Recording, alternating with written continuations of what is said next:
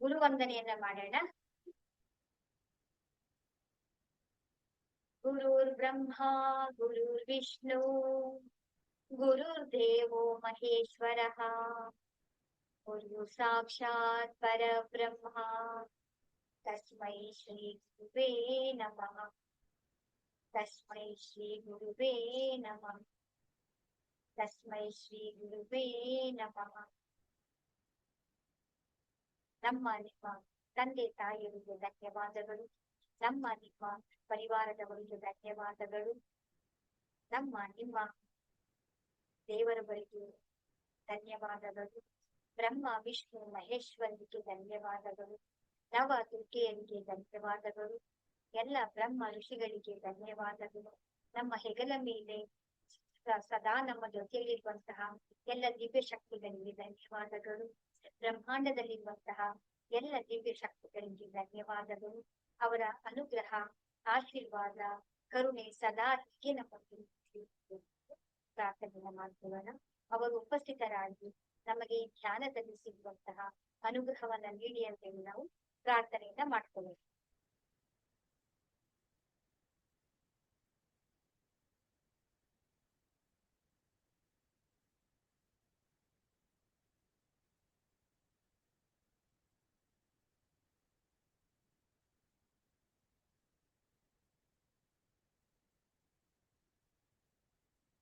Voice ಕೇಳಿಸ್ತಾ ಇದೆ ಅಲ್ವಾ ನಿಮ್ಗೆ? ನಾವು ಧ್ಯಾನವನ್ನ ಮಾಡ್ತಾ ಮಾಡ್ತಾ ಮಾಡ್ತಾ ನಮ್ಗೆ ಏನಾಗುತ್ತೆ ಅಂತ ಹೇಳಿದ್ರೆ ನಮ್ಮ ಮೂರನೇ ಕಣ್ಣು ನಮ್ಗೆ ಆಕ್ಟಿವೇಶನ್ ಆಗ್ತಾ ಬರುತ್ತೆ. ಜೊತೆಗೆ ನಮ್ಮ ಆಭಾ ಮಂಡಲವು ಕೂಡ ಅಂತ ಹೇಳಿದ್ರೆ ನಮ್ಮ ಸುರಕ್ಷಾ ಕವಚ. ಆಭಾ ಮಂಡಲವನ್ನ ನಾವು ನಮ್ಮ ಸುರಕ್ಷಾ ಕವಚ ಅಂತೇಳಿ ನಾವು ಕರಿಬಹುದು. ಆ ಸುರಕ್ಷಾ ಕವಚವು ಕೂಡ ಏನಾಗ್ತಾ ಇರುತ್ತೆ, ದಿನಕ್ಕೆ ಅದು ಸ್ಪ್ರೆಡ್ ಆಗ್ತಾ ಇರುತ್ತೆ. ನಮ್ಮ ಆಹಾರವನ್ನ ನಾವು ಹೇಗೆ ಚೆಕ್ ಮಾಡ್ಕೊಡೋದು, ಹೇಗೆ ನಾವು ನೋಡ್ಕೊಳ್ಳೋದು ಅಂತ ಹೇಳಿದ್ರೆ ನಾವ್ ಏನ್ ಮಾಡ್ಬೋದು ಅಂತ ಹೇಳಿದ್ರೆ ನಮ್ಮ ಹೆಬ್ಬೆರಳನ್ನ ಈ ರೀತಿ ನಮ್ಮ ಕಡೆ ತಿರುಗಿಸ್ಕೊಂಡು ಅದರ ತುದಿಯ ಭಾಗವನ್ನ ನಾವು ಗಮನಿಸ್ತಾ ಬರ್ಬೇಕು. ದೃಷ್ಟಿ ಇಟ್ಟು ಆ ತುದಿಯ ಭಾಗವನ್ನ ಗಮನಿಸ್ತಾ ಬಂದಾಗ ಅಲ್ಲಿ ಬಂದು ನಿಮ್ಗೆ ಲೇಯರ್ ಕಾಣಿಸುತ್ತೆ.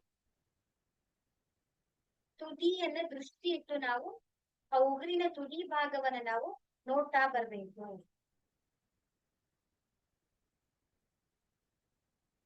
ಆಗ ನಿಮ್ಗೆ ನಮ್ಮಲ್ಲಿ ಕಾಣಿಸ್ತಾ ಬರುತ್ತೆ ಅದು ಎಷ್ಟಿದೆ ಅಂತ.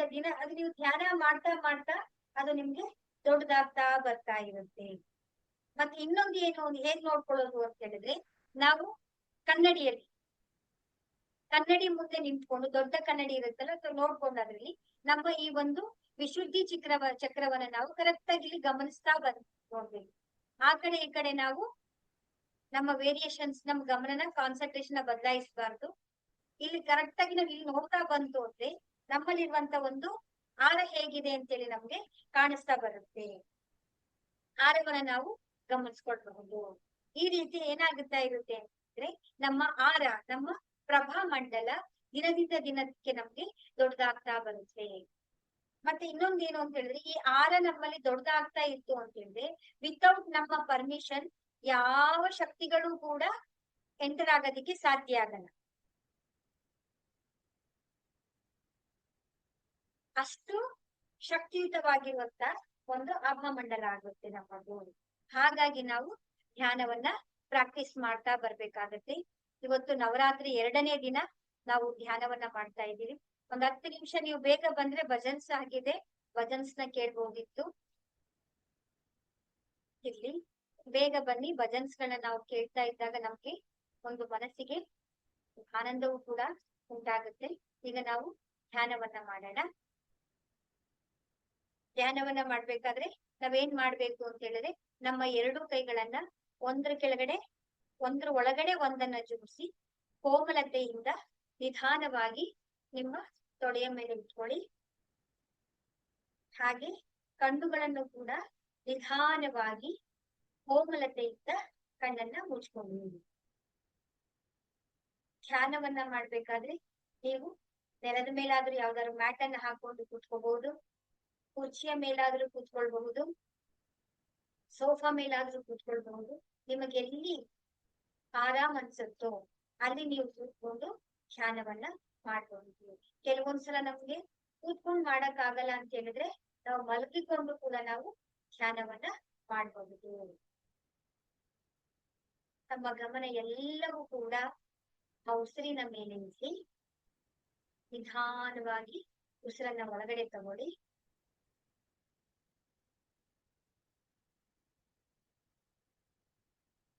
ನಿಧಾನವಾಗಿ ಉಸಿರನ್ನ ಹೊರಗೆ ಬಿಡಿ.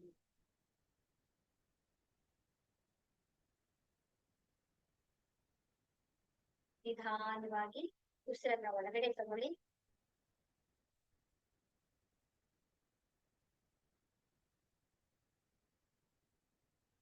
ನಿಧಾನವಾಗಿ ಉಸಿರನ್ನ ಹೊರಗೆ ಬಿಡಿ.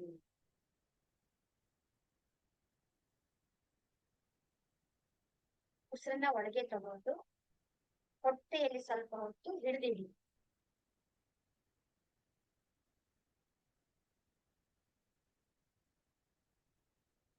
ಸ್ವಲ್ಪ ನೀರು ಬಿಟ್ಕೊಳ್ಳಿ.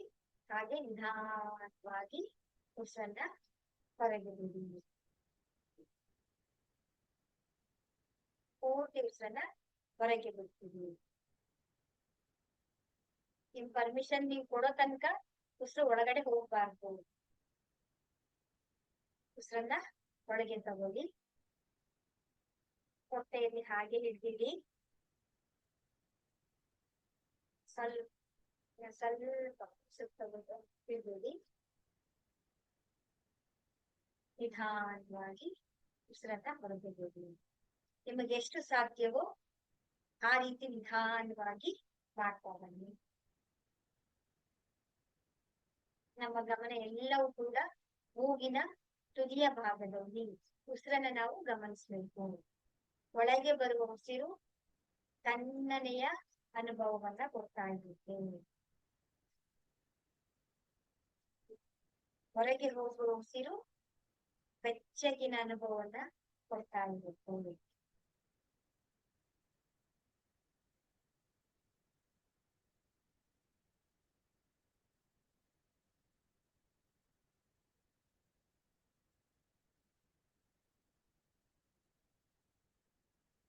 ನಾವು ಯಾವಾಗ್ಲೂ ಕೂಡ ಶ್ವಾಸದಲ್ಲಿ ವಾಸವಾಗಿರ್ಬೇಕು.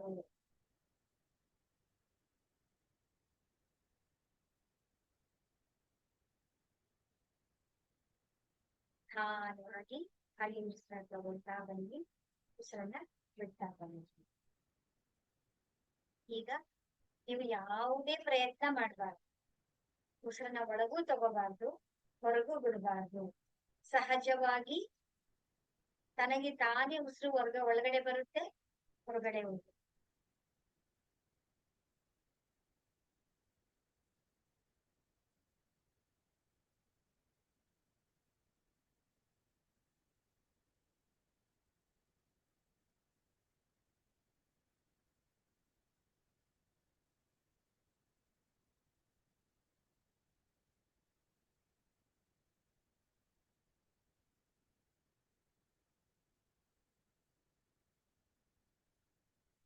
ಒಳಗೆ ಬರ್ತಾ ಇರುವಂತಹ ಉಸಿರು ಆ ಪರಮಾತ್ಮನ ಚೈತನ್ಯವನ್ನ ತಗೊಂಡು ಒಳಗಡೆ ಬರ್ತಾ ಇದ್ದೀವಿ. ಹೊರಗೆ ಹೋಗುವ ಉಸಿರು ನಮ್ಮ ಶರೀರದಲ್ಲಿರುವಂತಹ ಎಲ್ಲ ನಕಾರಾತ್ಮಕ ಶಕ್ತಿಗಳನ್ನೆಲ್ಲವನ್ನು ಕೂಡ ಬ್ರಹ್ಮಾಂಡದಲ್ಲಿ ವಿಲೀನಗೊಳಿಸ್ತಾ ಇದ್ದೇವೆ.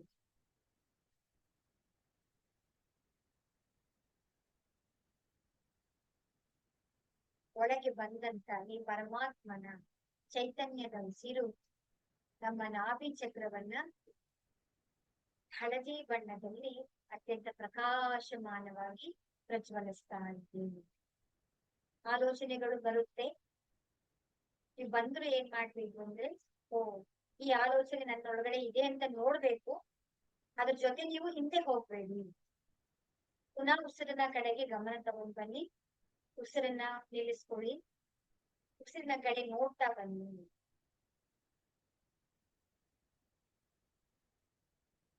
ನಾಭಿ ಚಕ್ರದ ಪ್ರಕಾಶಮಾನವಾದಂತಹ ಬೆಳಕು ಹರಡುತ್ತಾ ಹರಡುತ್ತಾ ನಮ್ಮ ಸ್ವಾಧಿಷ್ಠಾನ ಚಕ್ರವನ್ನ ಕೇಸರಿ ಬಣ್ಣವನ್ನ ಅತ್ಯಂತ ಪ್ರಕಾಶಮಾನವಾಗಿ ಪ್ರಜ್ವಲಿಸ್ತಾ ಇದ್ದೇವೆ. ನಮ್ಮ ಗಮನ ಎಲ್ಲವೂ ಕೂಡ ಸ್ವಾಧಿಷ್ಠಾನ ಚಕ್ರದ ಕಡೆಗೆ ಇರ್ತೀವಿ. ಈ ಕೇಸರಿ ಬಣ್ಣ ಪರಮಾತ್ಮನ ಚೈತನ್ಯದಿಂದ ಪ್ರಜ್ವಲವಾಗಿ ಬೆಳಗುತ್ತಾ ಈ ಶಕ್ತಿ ಹರಡುತ್ತಾ ಹರಡುತ್ತಾ ನಮ್ಮ ಮೂಲಾಧಾರ ಚಕ್ರವನ್ನ ಆವರಿಸಿಕೊಂಡಿದೆ. ಮೂಲಾಧಾರ ಚಕ್ರವು ಕೆಂಪು ಬಣ್ಣದಲ್ಲಿ ಅತ್ಯಂತ ಪ್ರಕಾಶಮಾನವಾಗಿ ಪ್ರಜ್ವಲಿಸ್ತಾ ಇದೆ. ಈ ಬೆಳಕು ಹರಡುತ್ತಾ ಹರಡುತ್ತಾ ಹೃದಯ ಚಕ್ರವನ್ನ ಹಸಿರು ಬಣ್ಣದಲ್ಲಿರುವಂತಹ ಹೃದಯ ಚಕ್ರವು ಅತ್ಯಂತ ಪ್ರಕಾಶಮಾನವಾಗಿ ಪ್ರಜ್ವಲಿಸ್ತಾ ಇದೆ. ಈ ಒಂದು ಪರಮಾತ್ಮನ ದಿವ್ಯ ಚೈತನ್ಯವು ಹರಡುತ್ತಾ ಹರಡುತ್ತಾ ಪ್ರಜ್ವಲಿಸುತ್ತಾ ಪ್ರಜ್ವಲಿಸುತ್ತಾ ನಮ್ಮ ಗಂಟಲಿನ ಚಕ್ರವನ್ನ ತುಂಬಿಕೊಂಡಿದೆ. ತಿಳಿ ಆಕಾಶ ಬಣ್ಣದಲ್ಲಿ ಅತ್ಯಂತ ಪ್ರಕಾಶಮಾನವಾಗಿ ಬೆಳಗ್ತಾ ಮಾಡಿದೆ. ಪ್ರಜ್ವಲಿಸುತ್ತಾ ಪ್ರಜ್ವಲಿಸುತ್ತಾ ಈ ದಿವ್ಯವಾದಂತಹ ಬೆಳಕು ಆಗ್ನೇಯ ಚಕ್ರದಲ್ಲಿ ನೀಲಿ ಬಣ್ಣದ ಕಡು ನೀಲಿ ಬಣ್ಣದಲ್ಲಿ ಅತ್ಯಂತ ಪ್ರಕಾಶಮಾನವಾಗಿ ಪ್ರಜ್ವಲಿಸ್ತಾ ಇದೆ. ಅಲ್ಲಿಂದ ಈ ಪರಮಾತ್ಮನ ಚೈತನ್ಯದ ಬೆಳಕು ಹರಡುತ್ತಾ ಹರಡುತ್ತಾ ನಮ್ಮ ಕ್ರೌನ್ ಚಕ್ರವನ್ನ ನೇರಳೆ ಬಣ್ಣದಲ್ಲಿ ಅತ್ಯಂತ ಪ್ರಕಾಶಮಾನವಾಗಿ ಪ್ರಜ್ವಲಿಸ್ತಾ ಇದ್ದೇವೆ. ಎಲ್ಲ 7 ಚಕ್ರಗಳು ಅತ್ಯಂತ ಪ್ರಕಾಶಮಾನವಾಗಿ ಪ್ರಜ್ವಲಿಸ್ತಾ ಇದ್ದೇವೆ. ಪ್ರಜ್ವಲಿಸುತ್ತಾ ಪ್ರಜ್ವಲಿಸುತ್ತಾ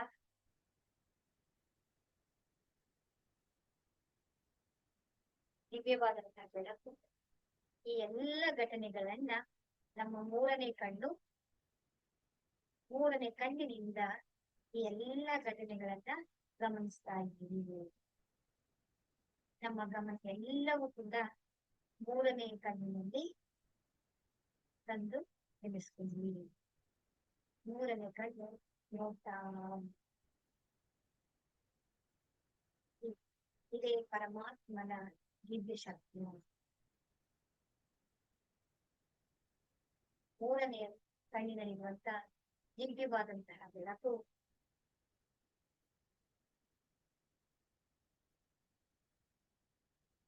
ಅಲ್ಲಿಂದ ಹರಡುತ್ತಾ ಹರಡುತ್ತಾ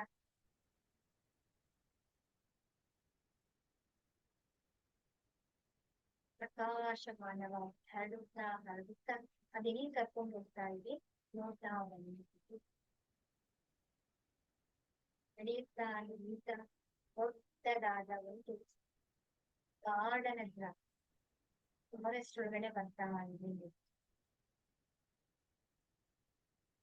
ಫಾರೆಸ್ಟ್ ಅಲ್ಲಿರುವಂತಹ ಕಾಲನ್ನ ಇಟ್ಟ ತಕ್ಷಣ ಆ ಹುಲ್ಲಿನ ಮೇಲೆ ಪಾದಗಳಿಗೆ ಹಸಿರು ಹುಲ್ಲಿನ ತಣ್ಣನೆಯ ಅನುಭವ ಆಗ್ತಾ ಇದೆ. ತಣ್ಣನೆಯ ಗಾಳಿ ಬೀಸ್ತಾ ಇದೆ. ಕಲ್ಪನೆಯನ್ನ ಮಾಡ್ಕೊಳ್ತಾ ಬಂದಿದೆ. ತಣ್ಣನೆಯ ಗಾಳಿ ಅನುಭವ ಬೀಸ್ತಾ ಇದೆ. ಆ ಕಾಡಿನಲ್ಲಿರುವಂತಹ ಎಲೆಗಳು, ಗಾಳಿ, ಒಂದು ಪರಿಮಳ, ಆ ಕಾಡಿನ ಪರಿಮಳ, ಅಲ್ಲಿ ವಿಧ ವಿಧವಾದಂತಹ ಬಣ್ಣದ ಹೂಗಳು ನಡ್ಕೊಂಡು ಮುಂದೆ ಸಾಗಿ ಬರ್ತಾ ಹೋಗಿ ಗಾಳಿ, ಸುತ್ತ ಹಸಿರು ಮರಗಳು,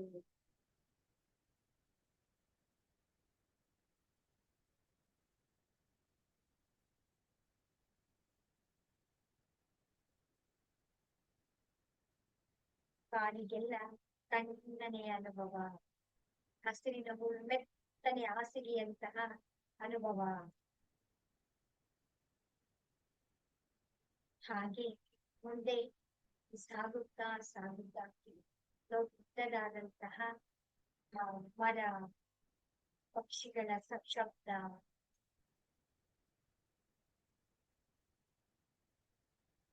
ಆ ಆನಂದವನ್ನ ಅನುಭವಿಸ್ತಾ ಹಾಗೆ ಮುಂದೆ ನಡ್ಕೊಂಡು ಬರ್ತಾ ಇದ್ದೀವಿ.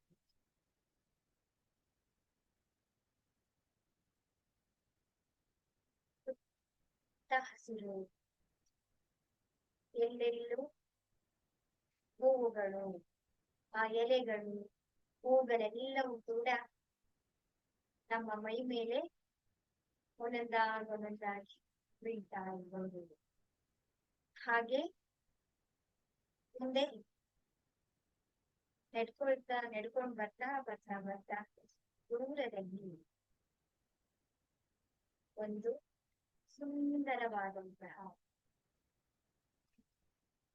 ಗುಡಿಸಲು ಕಾಣ್ತಾ ಇದೆ.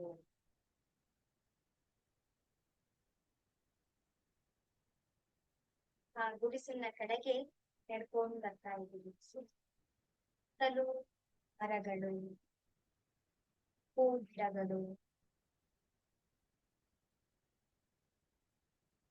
ನಿಧಾನವಾಗಿ ನಡ್ಕೊಂಡು ಬರ್ತಾ ಇದ್ದೀವಿ. ಆ ಮನೆಯ ಕಡೆಗೆ ಬರ್ತಾ ಇದ್ದೀವಿ. ಒಂದೊಂದೇ ಹೆಜ್ಜೆ ಹಾಕೊಂಡು ಆ ಹೂಗಳನ್ನ ನೋಡ್ತಾ ಆ ಹುಲ್ಲುಗಳು ಕಾಲುಗಳಿಗೆ ಚುಚ್ತಾ ಇದ್ದವು.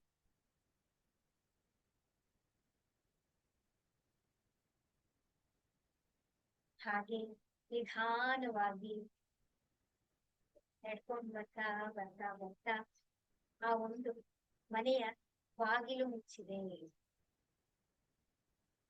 ಹಾಗೆ ಬಾಗಿಲಿನ ಹತ್ತಿರ ಬಂದು ಬಾಗಿಲನ್ನು ಓಪನ್ ಮಾಡಿದಾಗ ಅದ್ಭುತವಾದಂತಹ ದಿವ್ಯವಾದಂತಹ ಎಂತೂ ಕಂಡಿರದ ಪ್ರಕಾಶಮಾನವಾದಂತಹ ಬೆಳಕು.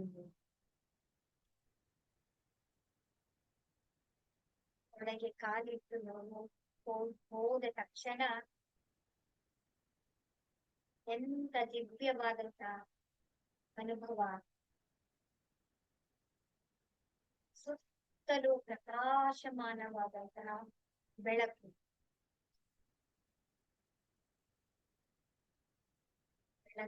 ಆ ಬೆಳಕು ಎಲ್ಲಿಗೆ ಕರ್ಕೊಂಡು ಹೋಗ್ತಾ ಇದೆ ಅಂತೇಳಿ ಗಮನ ಇಟ್ಟು ನೀವು ನೋಡಿದಾಗ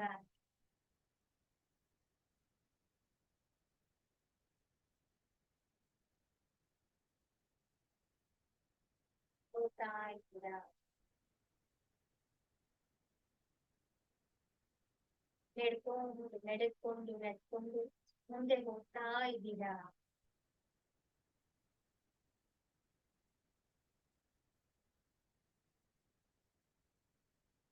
ಅಲ್ಲಿ ಪ್ರಕಾಶಮಾನವಾದಂತಹ ದಿವ್ಯವಾದಂತಹ ಬೆಳಕು ಕಣ್ಣಿಗೆ ಕಾಣಿಸ್ತಾ ಇದ್ದೀನಿ. ಅಲ್ಲಿ ಕೂತಿದ್ದಾರೆ.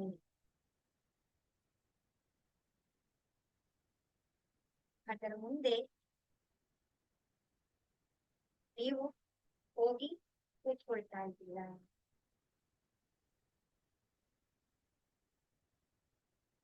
ಕೂತ್ಕೊಂಡು ಆ ದಿವ್ಯವಾದಂತಹ ಬೆಳಕು ಯಾರು ಅಂತ ನೋಡಿ ನಿಮಗೆ ಅರಿವಿಗೆ ಬರುತ್ತೆ.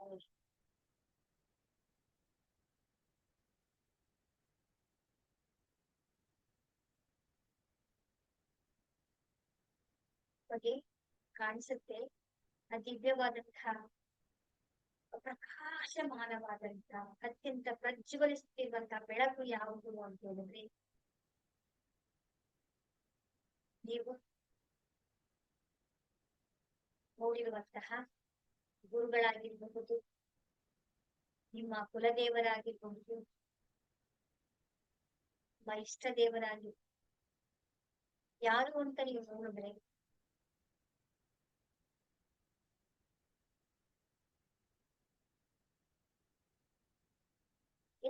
ಅರಿವಿಗೆ ಬರುತ್ತೆ.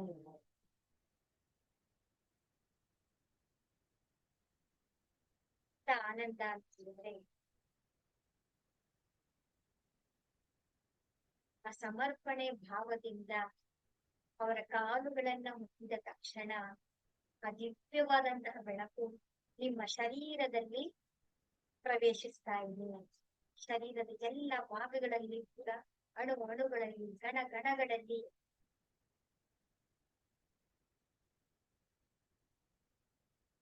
ನೀವು ಕೂಡ ಆ ಚೈತನ್ಯವನ್ನು ಶಕ್ತಿ ನಿಮ್ಮಲ್ಲೂ ಕೂಡ ತುಂಬಿದೆ.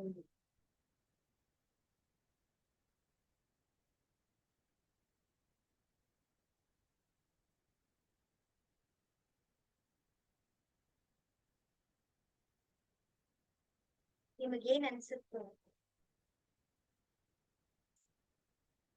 ಏನ್ ಮಾತಾಡ್ಬೇಕು ಅನ್ಸುತ್ತೋ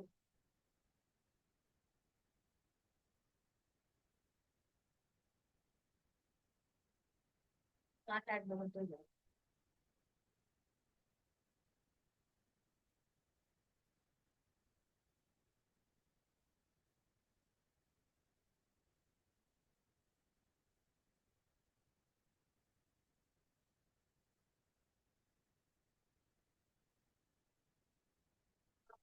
ಎರಡೂ ಕೈಗಳಿಂದ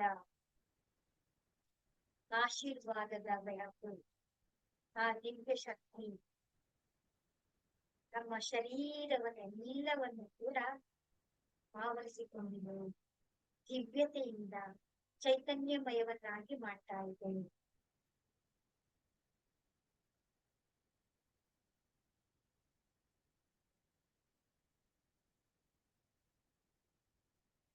ಎಲ್ಲೂ ಬೆಳಕು, ಎಲ್ಲೆಲ್ಲೂ ಪ್ರಕಾಶಮಾನವಾದಂತಹ ಬೆಳಕು, ಆಶೀರ್ವಾದದ ಬೆಳಕು.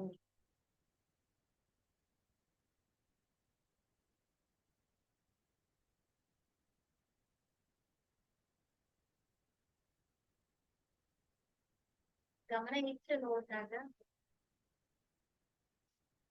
ಮತ್ತೆ ಅರಿವಿಗೆ ಬರುತ್ತದೆ.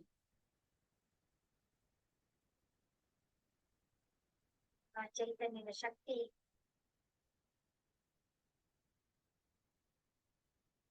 ಶರೀರದಲ್ಲೆಲ್ಲ ಕೂಡ ಆವರಿಸಿಕೊಂಡಿದೆ. ಆಶೀರ್ವಾದವನ್ನು ನೀಡಿದಂತಹ ಬೆಳಕು ನಿಧಾನವಾಗಿ ಮರ್ಯಾದವಾಗಿ ಹೋಗ್ತಾ ಇದ್ದೇನೆ. ನಿಮ್ಗೆ ಕಲಿಸ್ಕೊಳ್ಳೋಕೆ ಇಷ್ಟ ಇಲ್ಲ,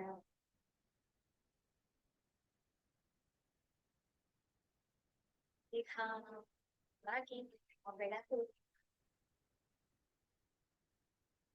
ಆಳವಾಗ್ತಾ ಇದೆ. ದಿವ್ಯ ಶಕ್ತಿಯ ಆಶೀರ್ವಾದವನ್ನ, ಚೈತನ್ಯವನ್ನ ತುಂಬಿಕೊಂಡಂತಹ ನೀವು ನಿಧಾನವಾಗಿ ಎದ್ದು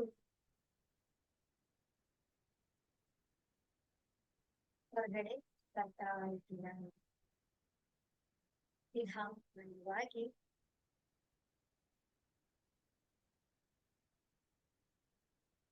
ಎಡ್ಕೊಂಡು ಬಾಗಿಲ ಬಳಿಯಿಂದ ಬರ್ತಾ ಇದ್ದೀರ. ಶರೀರದ ಎಲ್ಲವೂ ಕೂಡ ಚೈತನ್ಯಮಯದಿಂದ ದಿವ್ಯ ಶಕ್ತಿಯಿಂದ ತುಂಬಿಕೊಂಡಿದೆ. ನಿಧಾನವಾಗಿ ಹಾಗೆ ಎಡ್ಕೊಂಡು ಬರ್ತಾ ಬರ್ತಾ ಬರ್ತಾ ಕಾಡಿನ ಮಧ್ಯೆ, ಮರಗಳ ಮಧ್ಯೆ, ಮರದ ಎಲೆಗಳು, ಎಲ್ಲವೂ ಬಣ್ಣ ಬಣ್ಣದ ಹೂಗಳು, ಹಾಸಿಗೆ ಹುಬ್ಬಿದ ಮೇಲೆ ನಿಧಾನವಾಗಿ ಎಡ್ಕೊಂಡು ಬರ್ತಾನೆ.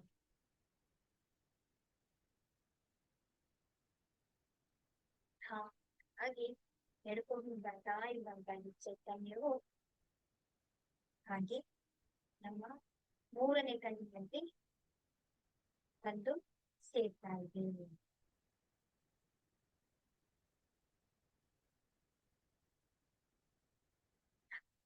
ಹಾಗೆ ಉಸಿರನ್ನ ಒಳಗೆ ತಗೊಳ್ಳಿ.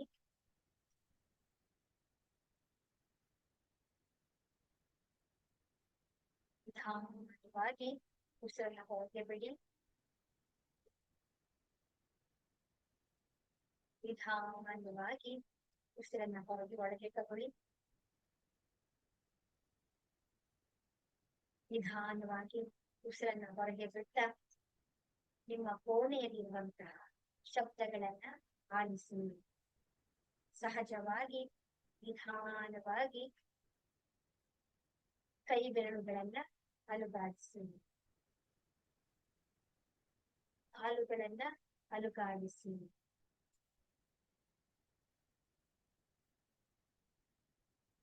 ನಮಸ್ಕಾರ ಮುದ್ರೆಯಲ್ಲಿ ಕೈಗಳನ್ನ ತೆಗೆದುಕೊಂಡು ಬನ್ನಿ. ಈ ಪೃಥ್ವಿಯಲ್ಲಿರುವಂತಹ ಎಲ್ಲ ದಿವ್ಯ ಆತ್ಮಗಳಿಗೆ ಕಲ್ಯಾಣವಾಗಲಿ. ಈ ಎಲ್ಲ ದಿವ್ಯ ಆತ್ಮಗಳು ಆಧ್ಯಾತ್ಮಿಕ ಉನ್ನತಿಯಾಗಲಿ. ಈ ಪೃಥ್ವಿಯಲ್ಲಿರುವಂತಹ ಎಲ್ಲ ದಿವ್ಯ ಚೈತನ್ಯಗಳಿಗೆ ಮಂಗಳವಾಗಲಿ, ಕಲ್ಯಾಣವಾಗಲಿ. ಆ ಕೈಗಳಿರುವಂತಹ ದಿವ್ಯ ಶಕ್ತಿಯನ್ನ ನಿಮ್ಮ ಶರೀರದ ಕಣ್ಣುಗಳಿಗೆ ಸ್ಪ್ರೆಡ್ ಮಾಡ್ತಾ ನಿಮ್ಮ ಶರೀರದ ಎಲ್ಲ ಭಾಗಗಳಲ್ಲಿ ಆ ದಿವ್ಯ ಚೈತನ್ಯವನ್ನ ಸ್ಪ್ರೆಡ್ ಮಾಡ್ಕೊಳ್ತಾ ನಿಧಾನವಾಗಿ ಕಣ್ಣನ್ನ ತೆರೀರಿ.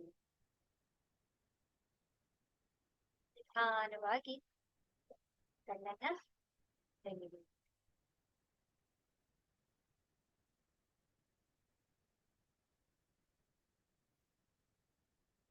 ನವರಾತ್ರಿಯ ದಿನ 2ನೇ ದಿನ ನಾವು ಧ್ಯಾನ ಮಾಡ್ತಾ ಇದ್ವಿ.